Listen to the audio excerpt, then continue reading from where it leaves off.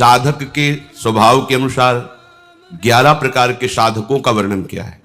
साधकों का कि ऐसे 11 प्रकार के स्वभाव वाले भगवान की साधना करते हैं, प्रभु को प्राप्त करने की साधना करते हैं, भजन करते हैं। ये विषयी पुरुषों की नहीं, ये साधकों की। साधकों में भी 11 प्रकार के साधक हैं। पहला, प्रभु की प्राप्ति की बात सुनकर सत्संग शास्त्रों में कि जीवन का परम लक्ष्य है प्रभु का साक्षात्कार कर लेना, भगवत प्राप्ति करना, परंतु वो विषय भोगों में अत्यंत आसक्त है। इतना आसक्त है कि विषय भोगों का चिंतन करता रहता है, विषय भोग मिलने पर भोगने की प्रवृत्ति है,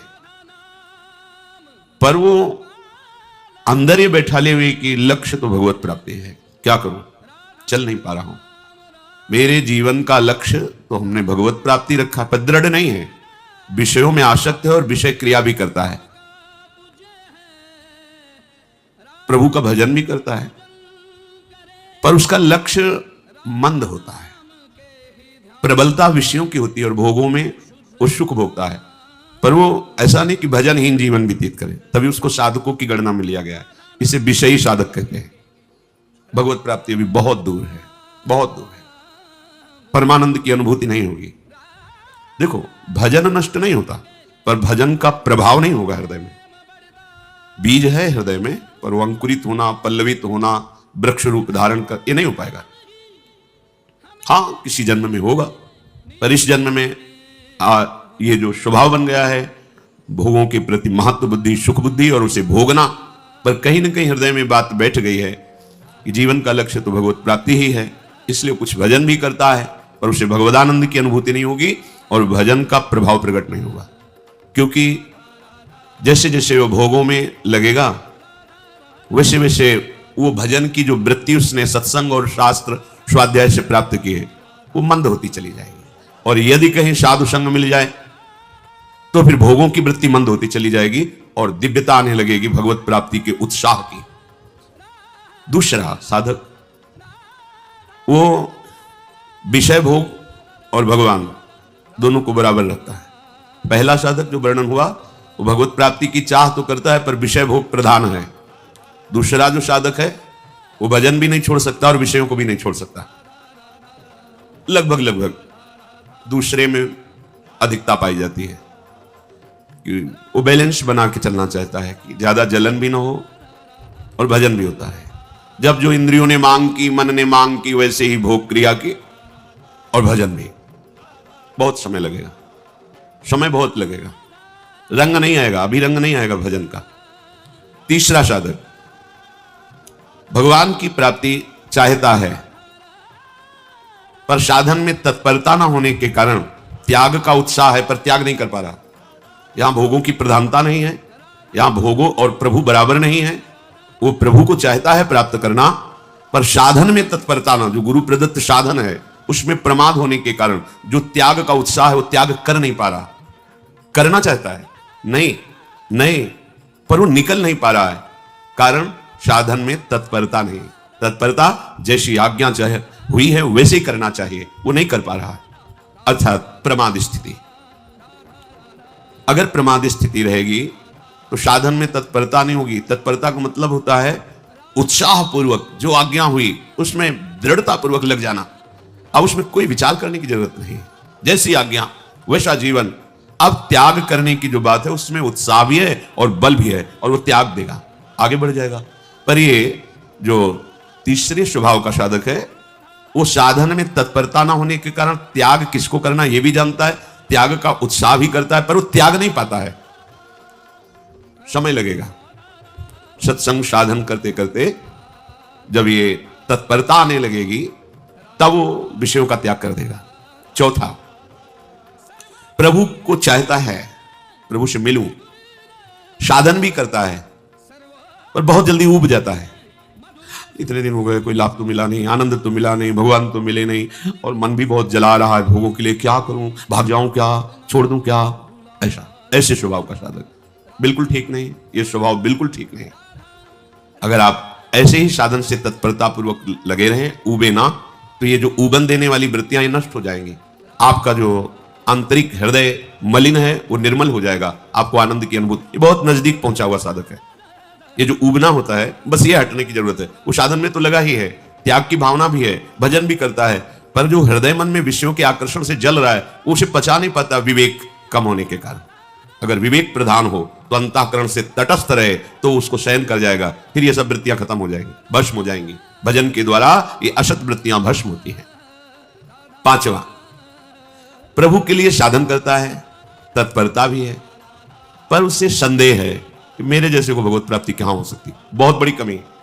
महापुरुषों ने कहा है आशा बंधा समुत्कंठा, ये निरंतर आशा रहे कि मैं लगा तो हूं भजन में, लेकिन प्रियालाल अपनी कृपा से मुझे निश्चित प्राप्त होंगे, गुरु कृपा से निश्चित प्राप्त होंगे, धाम कृपा से निश्चित प्राप्त होंगे, इसमें बिल्कुल संशय नहीं होना चाहिए। पर पांचवें कोटि का जो उपासक होता है उसको ये विश्वास ही नहीं हो पाता इन बातों पर, साधन भी करता है पर उसको लगता है कहां मेरे को भगवत प्राप्ति होगी, नहीं होगी। ये कुछ परमार्थ मार्ग ऐसा है कि यदि आपने ऐसा सोच लिया तो नहीं होगी। जब गंगा किनारे भ्रमण कर रहे थे तो हरिद्वार के एक महापुरुष, उनका लाल स्वामी नाम था, वो एकांत सेवन कर रहे थे।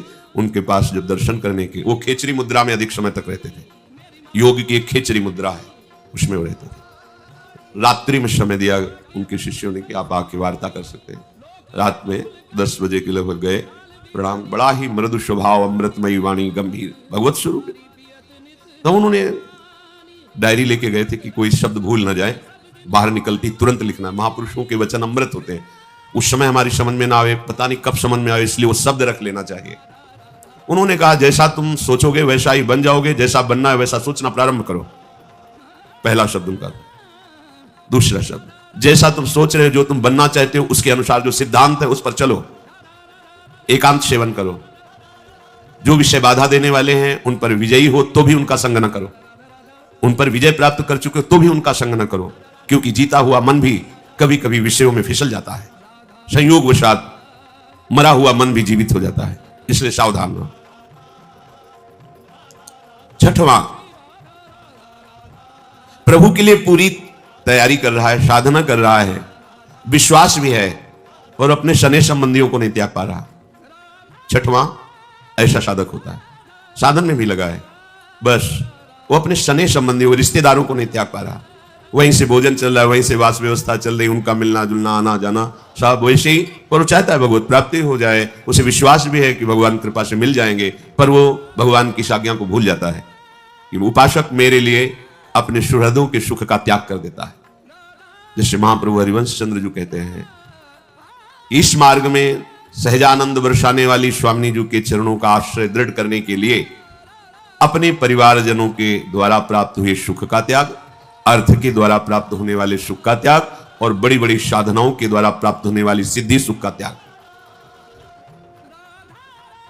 ये स्नेह संबंध त्याग करने के लिए बहुत जगह आज्ञा प्राप्त। तात मात सुत दार देह में मति अरुझय मति मंदा, हित किशोर को है चकोर तु लख वृंदावन चंदा, जननी जनक बंधु सुत दारा तन धन धाम सुहृद परिवारा, सबकी ममता ताग बटोरी मम पद मन ही बांध बर डोरी।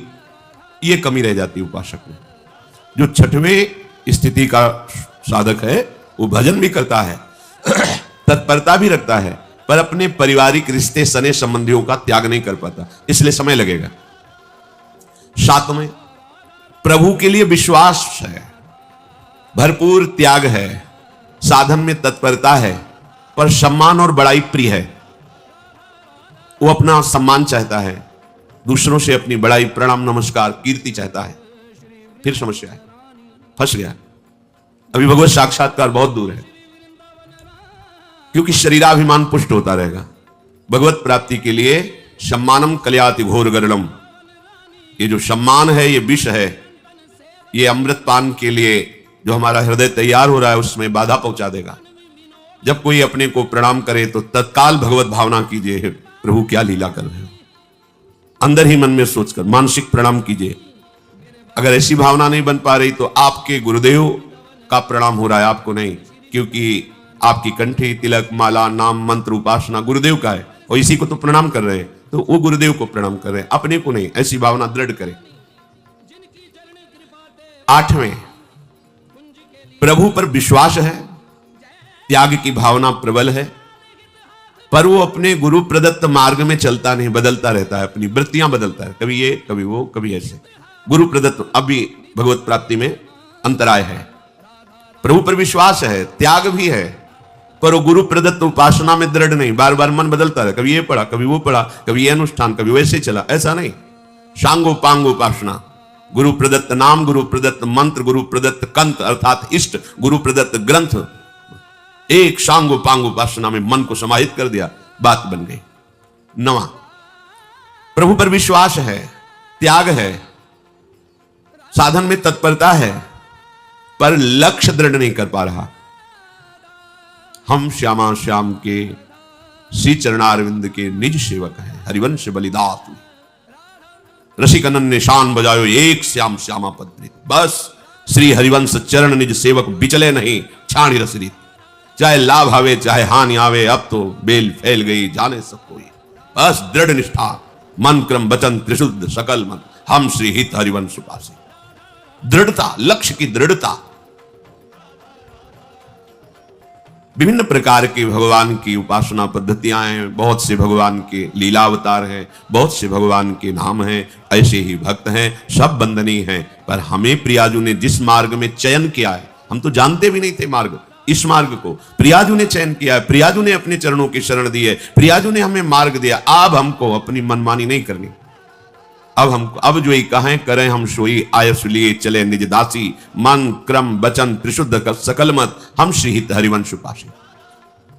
दृढ़ता, ये मनमानी आचरण करने वाले कृपा की अवहेलना करते हुए दिखाई देता है, दुर्गति दिखाई देती है, पर पकड़ नहीं सकते। क्यों? क्योंकि देहाभिमान इतना पुष्ट है कि जो भी बोला जाएगा उसका प्रतिकूल भाव आएगा, रास्ता ही खत्म। ये रास्ता श्रद्धा से चलता है। प्रथम हृदय श्रद्धा जो करे, हमारी बात पर श्रद्धा, हमारे उपदेश पर श्रद्धा, दिए गए भजन सिद्धांत पर श्रद्धा, मार्ग पुष्ट है, चले जाओ, गिरोगे नहीं, हर समय गोद में रहोगे। पर वो देहाभिमानी अपनी मनमानी आचरण करने के कारण वो लक्ष्य में दृढ़ नहीं हो पाता है। दशवां, ये पूर्णता है जो आगे के दो साधक कहे गए, ये बहुत मंगलमय स्थिति है। प्रभु की प्राप्ति की चाह नहीं, असह वेदना, क्षण भर के लिए भी प्रभु का विस्मरण नहीं, प्राण देने के लिए तैयार है। बस कैसे मिले, कहां जाऊं, किससे कहूं, असमर्थ हूं, अंदर की स्थिति, क्या करूं, किससे कहूं, वो कौन सा आयोग करे, मेरी इस बात को कौन समझे, प्रभु कैसे मिले, असह हो रहा है, वेदना उसके हृदय में। एक पल के लिए भी प्रभु का विस्मरण नहीं, प्राण फूलों की तरह लिए तैयार है कि अगर प्राण देने से प्रभु मिल जाए तो अभी प्राण ले लो। ये है महामहिम स्वरूप, उपासक का ये महामहिम स्वरूप है। अहो भाग्य जिसके हृदय में प्रभु के लिए पीड़ा पैदा हो गई है, व्याकुलता पैदा हो गई है। 11वां, ये इसके ऊपर की बात है, ये आखिरी बात है। बड़े आनंद में निमग्न होकर प्रतिपल भजन में डूबा हुआ है, कोई चाह भी नहीं रहेगी, कोई चाह, ये आखिरी बात है। हर समय एक आनंद की भारी उमगन है, निरंतर भजन के रूप ध्यान में चिंतन करता डूबा, कोई चाह नहीं, मिलो ना मिलो कोई चाह, नरक भेजो स्वर्ग भेजो कोई चाह नहीं, ये सबसे आखिरी स्थिति। कोई कामना नहीं, न लोक की न परलोक की, भजन केवल भजन के लिए, भजन जीवन बन गया है। प्रभु ऐसे उपासक से दूर थोड़ी रहते, ऐसे ही उपासक के साथ लीला करते हैं, वो लीला पात्र बन जाता है। इसमें कोई चाह नहीं रह गई, भगवान मिले दर्शन, ये सब बहुत दूर बात हो गई। भजन जीवन, प्रतिपल उमगन और भजन ही चल रहा है, बस भजन के लिए भजन, भजन ही जीवन। तो वो प्रभु का दर्शन नहीं, प्रभु के संग में लीला पात्र बनकर वो प्रभु के संग खेलता है ऐसा उपासक। ऊपर जो साधकों की स्थिति बताई गई उसमें 4 विभाग किए गए। पहला है मंद साधक, मृदु, इसमें उत्साहहीनता रहती है भजन के प्रति। जो मंद साधक वो प्रतिभाहीन होता है, कांतिवान नहीं है, प्रसन्नता नहीं, ये कैसे ही बुझा हुआ सा जीवन। गुरु के वचनों में तर्क वितर्क करके अपनी बुद्धि के अनुसार चलने की चेष्टा है मंद साधक। जैसी आज्ञा वैसा नहीं, उसमें अपनी मनमानी लगा लेना, दुष्कर्मों से भी कोई परहेज नहीं, ज्यादा अधिक भोजन में प्रियता होना, जनेन्द्रीय भोग प्रदान होना, चित्त में चंचलता रहना, कोई भी सेवा साधन से बचने का स्वभाव होना, तुरंत उत्तर वो हम तो बचने का स्वभाव होना, और ब्रह्मचर्यहीन होना, हृदय में कठोरता निर्दयता होना। पर साधक है, चल रहा है, इसे मंद साधक कहते हैं। दूसरा मध्य, ये जो 11 साधक बताए गए इनमें से 4 विभाग किए गए। दूसरा मध्य साधक, सर्वत्र समबुद्धि करने की चेष्टा करना। मध्य साधक कितना भी उसे कोई सताए क्षमा का भाव रखना, हमारे पुण्य क्षीण ना हो, पुण्य बढ़ते रहें ऐसी अभिलाषा रखना, प्रिय बोलना, गुरु के वचनों पर विश्वास रखना, हर कार्य को चतुरता पूर्वक करने की भावना करना, अच्छे से कार्य हो जाए, पर भोगों में प्रियता होना, अच्छा लगता है, अच्छा भोजन, अच्छा सब, विलासिता। इस दोष के कारण साधक अच्छा है पर वो अभी उत्तम दशा में नहीं आया, मध्य स्थिति में है। अधिमात्र साधक उत्तम दशा को प्राप्त, स्थिर बुद्धि होना, नाम में, रूप में, लीला में, धाम में, गुरु उपदेश में, जो सुना वैसे का वैसा पकड़ लिया, कोई मन की बात उसमें नहीं लगाई।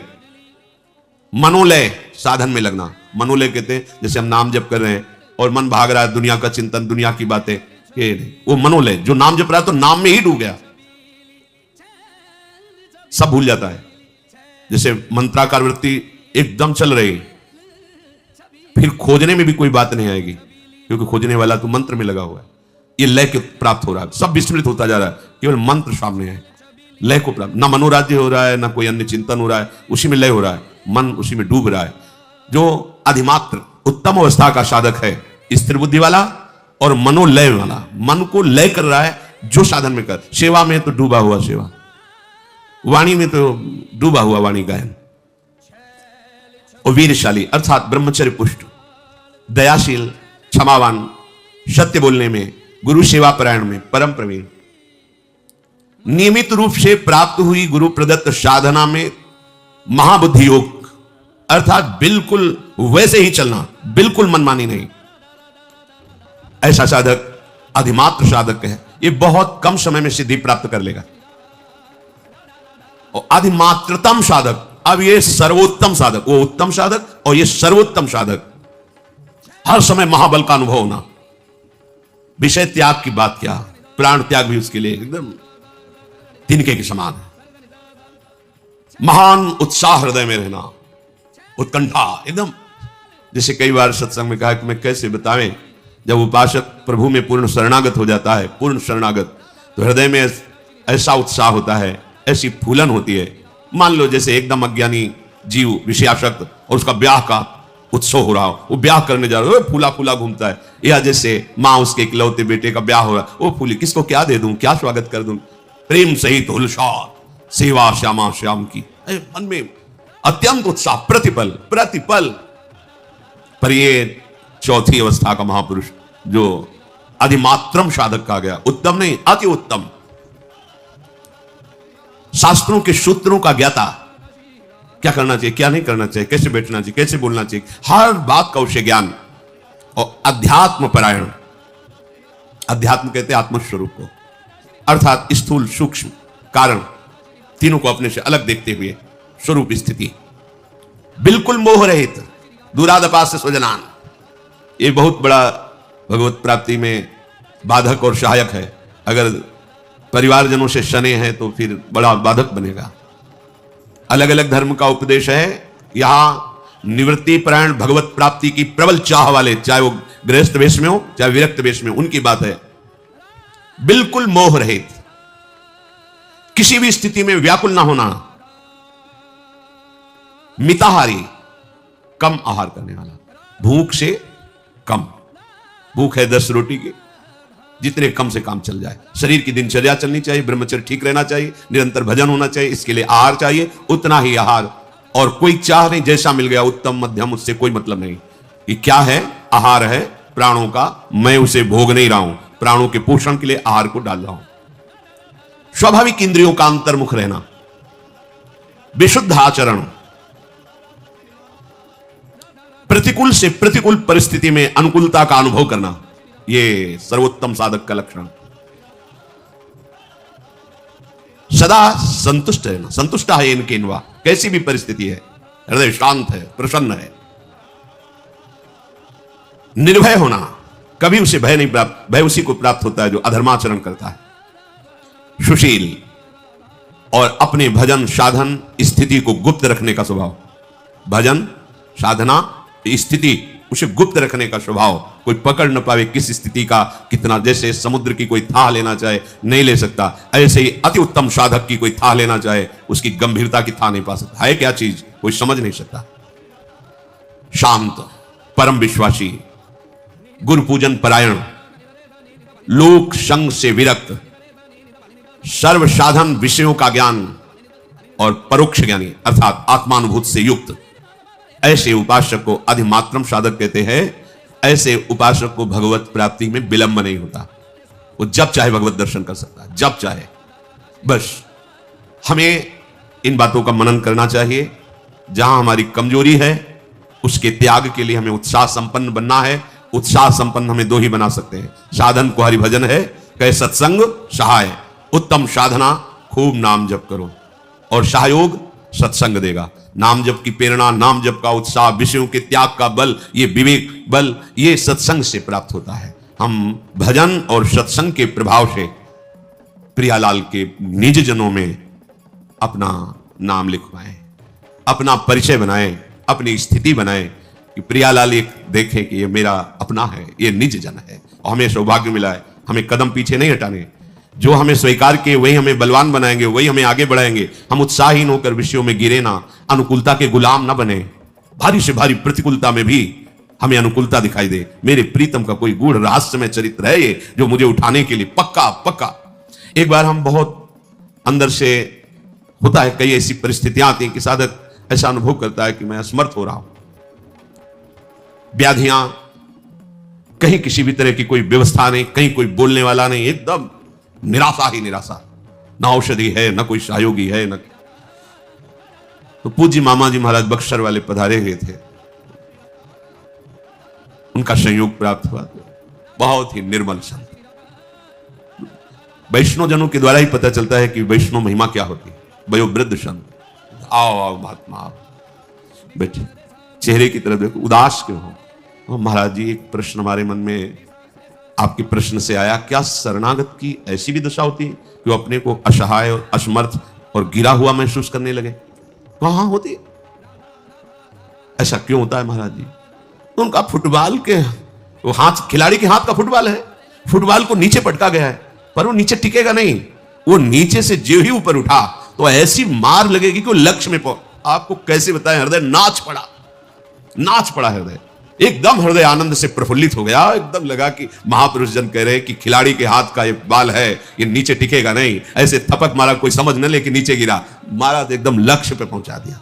बस हृदय देखा ना, सत्संग सहायता की ना, साधु वचन ने एकदम जैसे बैटरी डिस्चार्ज हो गई, वो चार्ज हो जाए, ऐसा वचनों से एकदम हृदय में उत्साह। नहीं नहीं, निराश नहीं, ये परिस्थिति है, निराशा के लिए नहीं है, ये तुम्हें ऊंचे उठाने के लिए है। महापुरुष जन कह रहे हैं गेंद नीचे गिरा है, उसको देख के हंसी मत करो, वो साधारण गेंद नहीं, वो खिलाड़ी के हाथ का, उसी ने थपक मारी है नीचे, काहे के लिए? ऊपर लक्ष्य वेद के लिए। बिल्कुल पक्का समझो, भारी से भारी प्रतिकूलता में भारी अनुकूलता छुपी हुई है। उपासक किसी भी परिस्थिति में कभी अपने आश्रय को न छोड़े, मार्ग को न छोड़े, अपनी भावना को नीच ना होने दे, निराश ना होने दे।